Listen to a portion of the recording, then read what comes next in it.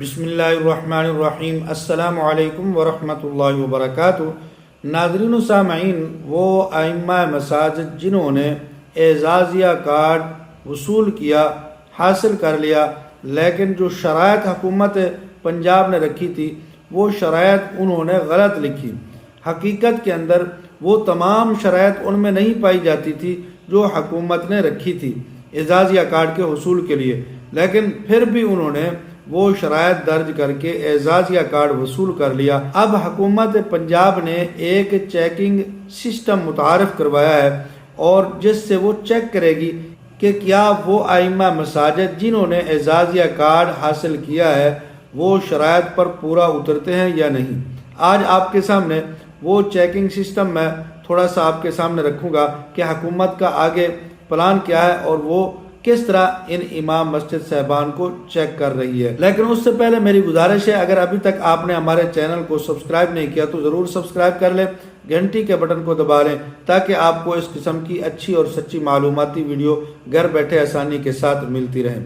ناظرین و سامعین، مکمل ویریفیکیشن سسٹم موجود ہے۔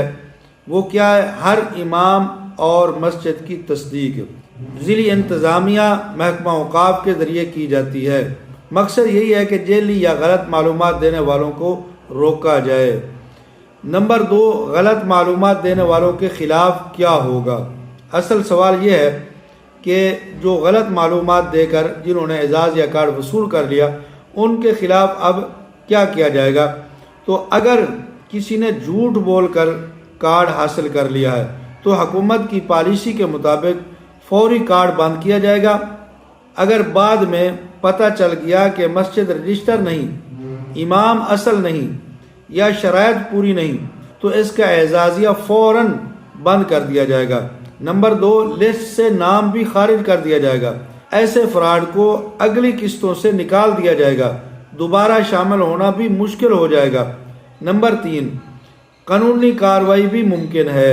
اگر کیس سنگین ہو تو فراڈ دھوکہ دہی کے تحت انکوائری ہوگی یا قانونی ایکشن بھی ہو سکتا ہے۔ یہ عمل عام طور پر ضلعی انتظامیہ اور محکمہ اوقاف کے ذریعے کیا جاتا ہے۔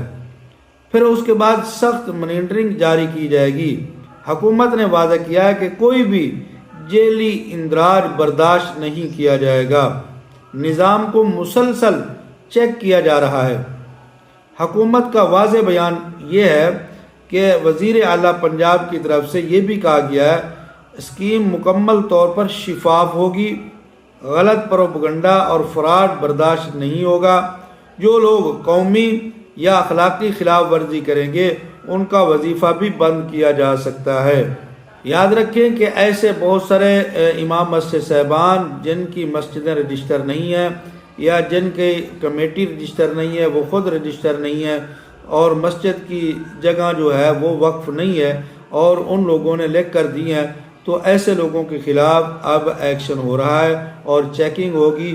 یہ چیکنگ سسٹم جو ہے وہ انہی لوگوں کے لیے ہے جنہوں نے غلط معلومات دے کر اعزازیہ کارڈ وصول کیا، تو ان سے اعزازیہ کارڈ بھی واپس لیا جائے گا، ان کا وظیفہ بھی بند کیا جائے گا اور ان کے خلاف قانونی کارروائی بھی اب عمل میں لائی جا رہی ہے۔ تو آپ اس کے بارے میں کیا رائے رکھتے ہیں؟ کمنٹ کے اندر ضرور اظہار کر دیں۔ جزاکم اللہ احسن الجزا۔